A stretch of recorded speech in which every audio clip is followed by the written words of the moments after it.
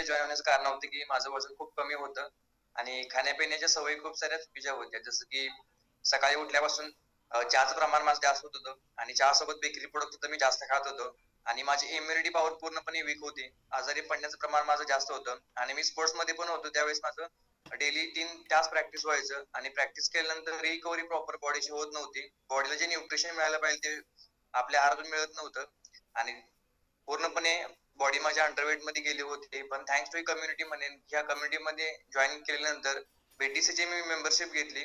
BTC membership घेऊन मी स्वतःचं आतापर्यंत 18 किलोनी मसल स्वरूपात वेट गेन केलेलं आहे आणि बीटीसी मेंबरशिपमध्ये जसं की आपला फिटनेस कसा असला पाहिजे, त्यासोबत आपलं खाणं-पिणं कसं असलं पाहिजे, आपण हेल्दी कसं वेट गेन करू शकतो, पाणी किती पिलं पाहिजे. कारण पूर्वी ह्या सर्व गोष्टी मला माहीत नव्हत्या.